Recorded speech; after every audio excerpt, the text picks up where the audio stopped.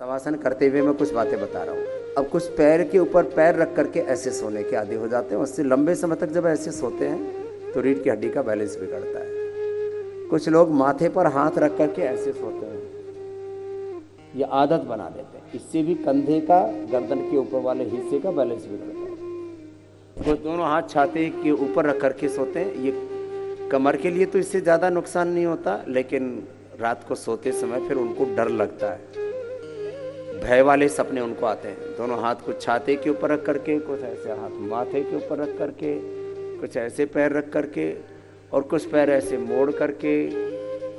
और ज़्यादा इसमें गड़बड़ कब होती है, जब इस तरह से सोते। ये जो सोने वाली आदतें हैं ये बड़ी खतरनाक है। और बचपन से न जाने कौन सिखाता है ऐसे ऐसे ऐसे सोए, या अपने आप सीख लेते हैं।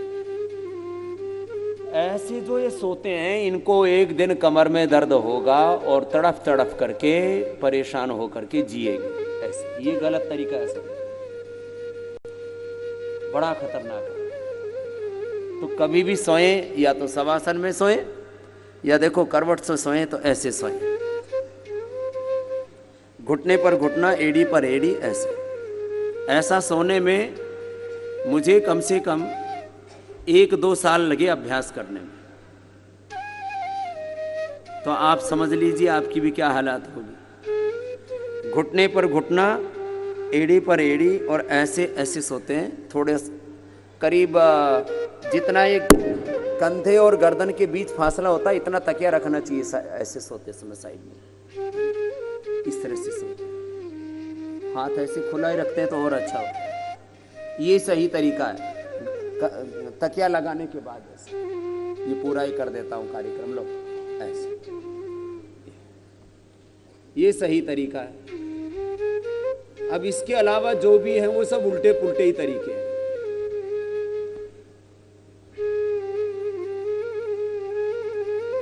चाहे दाईं करवट सो लो या बाईं करवट सो लो, बैठते समय ऐसे करवट से ही बैठते हैं।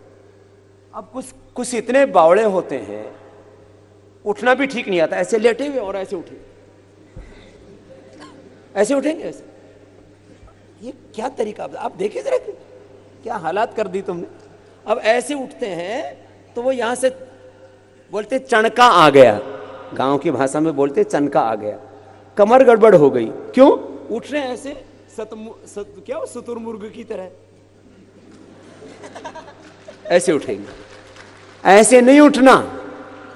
ज्यादातर लोग एकदम या तो ऐसे उठेंगे या ऐसे उठेंगे। ये तरीका ही नहीं है उठने का। ये तरीका गलत है, ये तरीके गलत है। अरे भाई आराम से उठ जाओ ना, ऐसे उठो। कुछ कहते हैं जी हम तो पहलवान हैं। अरे पहलवान, थोड़ी दिन में पहलवानी निकल जाएगी तेरी। देखो आपको मैं इसलिए बता रहा हूं ये बातें, छोटी छोटी गलतियों से, याद रखना, छोटी छोटी गलतियों से बहुत बड़ी बड़ी हानि हम कर डालते हैं। अभी मैं आपको बता रहा था, मुझे सही तरीके से सोने में 1-2 साल लग गए। कारण क्या था पता नहीं, जो भी था बचपन में किसी ने बताया नहीं ऐसे सोया जाता है। तो बचपन में तो हम लोग, एक तो होती है खाट और एक खाट का छोटा मॉडल होता है खटोला। बचपन में तो खटोले में सोते थे, वो नीचे ऐसे ही झुका रहता था, उसमें कबाड़ा होता था। फिर अब ये भी एक विज्ञान है, इसके पीछे क्या क्या कारण होते हैं अभी इसके ऊपर कोई पूरा कह नहीं सकता। जैसे जीवन का एक विज्ञान है, स्वप्न का भी एक विज्ञान है, सोने का भी एक बहुत बड़ा विज्ञान है। तो आप ये सोचें कि रात को सोते समय आप यदि ठीक से नहीं सोते हैं तो खुद भी कष्ट पाते हैं, औरों को भी परेशान करते हैं। फिर ये गलत तरीके से सोना, मैं इसलिए बोल रहा हूँ, एक स्थिति में सोना। फिर हम अपने पूज्य गुरुजी को देखते थे, दूसरे गुरुजी हमारे कालवा में पूज्य आचार्य बलदेव जी, वो जैसे रात को सोते थे वैसे ही सुबह उठ जाते थे। फिर हम सोचते थे अरे ये हमारा ये तो कार्यक्रम होता ही नहीं। फिर धीरे धीरे हमने अपने आप को संभाला। फिर ये सही तरीके से सोने का अभ्यास करने के लिए बहुत मशक्कत करनी पड़ती है। इसलिए मैं बोलता हूँ कोई भी जीवन का अभ्यास है ना, पहली बात तो प्रयास ये करो। जैसे कुछ तो ये चीज़ें अब आपके हाथ में नहीं होती हैं तो उनको भी ठीक करो। हमारे बैठने का तरीका ठीक होना चाहिए। जैसे मैंने लेटने का, उल्टा सीधा लेटने का तरीका गलत बताया, ऐसे बैठने का क्या तरीका है? मैक्सिमम लोग, सैकड़ों पोज हैं गलत बैठने के। अब कुछ लोग ऐसे बैठते हैं, ये पोज है। अब गांव की बुढ़िया तो ऐसे ही बैठ के खाती है।